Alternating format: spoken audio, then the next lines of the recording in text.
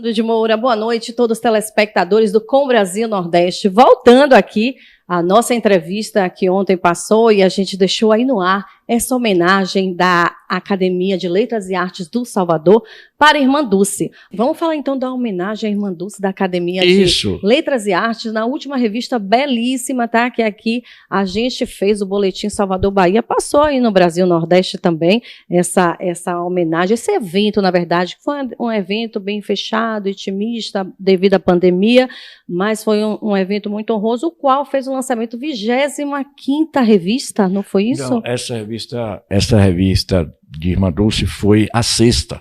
Mas 25ª é o quê? Aniversário da Academia?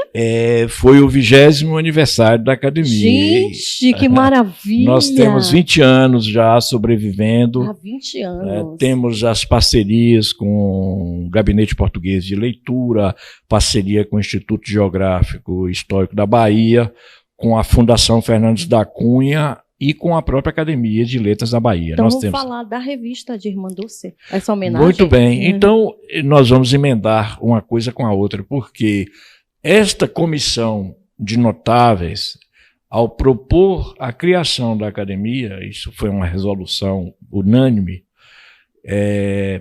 nós escolhemos que uma cadeira teria o nome dela.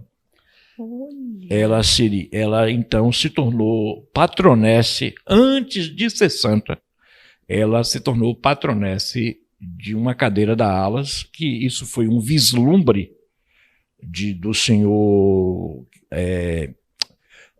que o cônsul do Japão à época, o chefe Rosa, chamado, e ele propôs que nós criássemos a cadeira, designássemos assim essa cadeira. Ela foi batizada. E, na época, se discutiu, não se falava que ela seria santa, não se discutia assim. O que nós víamos em Irmã Dulce era uma luz esplendorosa, devido às qualidades dela e no combate às injustiças sociais, porque de certa forma ela reparava, era uma guerreira pacífica, lutava, e ela lutava de uma forma brilhante contra a ignorância. Então nós temos dizeres de Irmã Dulce sobre a educação e sobre a cultura que estão no nível de um pensador como Anísio Teixeira, que também pertence a Alas, que também é a cadeira da Alas. Então você veja que Irmã Dulce tinha uma visão, ela associava a miséria à falta de educação dos povos. Sim. E ela dizia que a redenção do sertanejo sofredor, do nordestino sofredor, estava na educação. Então, para mim e para os meus companheiros, Irmã Dulce realmente é uma santa milagrosa. Mas antes de ser uma santa milagrosa, ela foi um ser humano clarividente, consciente e uma pessoa extremamente ligada aos problemas do seu tempo. Então ela não era, digamos, o santo na concepção canônica, um homem alheado do mundo, uma consciência alheia, voltada inteiramente para as coisas da transcendência. Mas ela era uma mulher, primeiro, uma senhora voltada às preocupações do mundo, naquilo que diz respeito às pessoas, a satisfação de viver, a viabilização da vida humana sem a vergonha da doença e a vergonha da ignorância. E ela se dedicou a isso com as pequenas forças que ela tinha, as forças físicas que ela tinha. E talvez talvez seja raro na história um santo ter estas qualidades de empenho físico, humano, como ela teve, essa consciência tão exacerbada. Acho que o mundo, na verdade, é fã de Irmã Dulce, né? É um grande legado, é um grande espelho para a humanidade, né? Uma pessoa que nasceu em um berço, vamos dizer, socialmente de ouro, abandonou tudo e se dedicou a sua vida, a sua existência aos mais necessitados. Isso é belíssimo.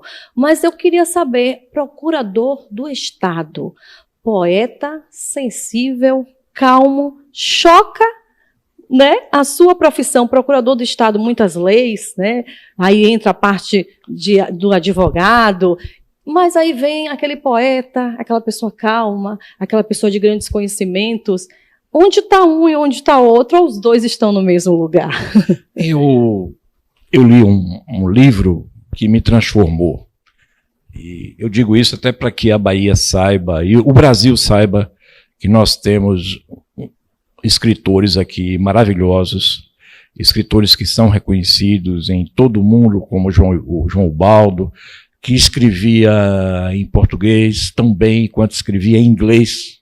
Sim. E ao escrever em inglês, ele foi elogiado por um crítico que dizia que se a língua portuguesa tinha realmente aquela força de expressividade que João Ubaldo pôs na versão inglesa, que a língua portuguesa seria muito interessante e que valeria a pena os americanos conhecê-la.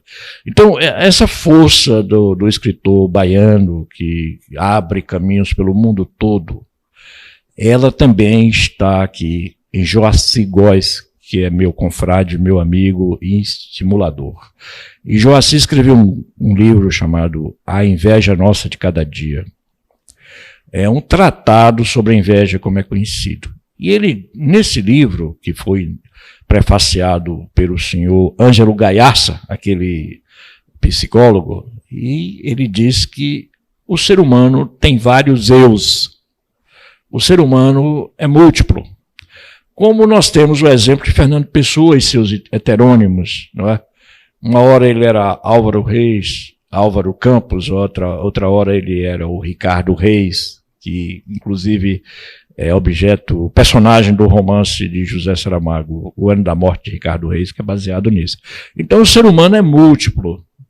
E em recente artigo, complementando o trabalho do livro que ele escreveu, Joaci escreveu sobre um personagem político muito marcante da nossa época e diz que os eus desse personagem lutam entre si e talvez por isso ele não seja muito bem sucedido na política, porque eles se combatem, as várias facetas dele, os vários indivíduos, as várias almas que ele tem se combatem. Interessante. No meu caso, as minhas almas se complementam. Olha, né? Interessante também. Eu não tenho assim um dissídio de alma, mas eu vejo assim que a alma poética ela é necessária a todo momento. Eu creio que, enquanto literato, a literatura precisa da poesia, da linguagem amaciada, da linguagem suave, para persuadir, criar a verossimilhança e criar os encantamentos também. E a linguagem jurídica, ela não pode ser uma linguagem tosca. Ela tem que ser uma linguagem elegante de convencimento. Ou seja, na profissão, a profissão ela requer elementos artísticos para ser bem desempenhada. O homem tem que ser, acima de tudo, um artista. É verdade. E ele tem vários arquétipos, né? Porque a defesa da vida, o ser humano, a defesa da vida é você se posicionar. E esse posicionamento está em todas as partes, relacionamento, né? Convivência, trabalho. E aí não dá para você ser uma pessoa só. Você tem que ser vários arquétipos em uma, né? Seu Luiz, muito obrigada pela sua presença, pelo seu legado, pelo seu conhecimento, por essas palavras maravilhosas que a gente ficou aqui. É um bálsamo, né? Levar aqui para o Brasil Nordeste, né? O Boletim Salvador Bahia, esse ilustre, né? Aqui, advogado, presidente da ALAS, um conhecedor e fazedor de poesias e de escritos. Muito obrigada. Eu aqui agradeço. Eu digo o seguinte, a nossa trajetória no mundo tem que ser a trajetória da consciência. E a consciência exige engajamento, exige preocupação e exige ação. Não estamos no mundo apenas para contemplar. E pessoas que sigam o exemplo de Irmã Dulce são necessárias a todo momento, mas muito mais agora.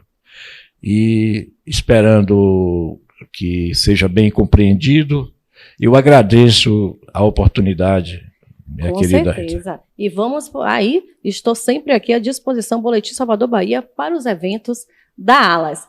Agora é com você, Brasil Nordeste, Camila. Obrigada, Rita Brandão, por nos trazer essa entrevista aqui com o senhor Luiz Guimarães, muito interessante. E claro, senhor Luiz, volte mais vezes, viu? O senhor sempre terá espaço aqui em nosso programa. Obrigada mesmo. Agora nós vamos falar sobre horário de verão, mas eu já começo te fazendo uma pergunta. Você gostaria que voltasse?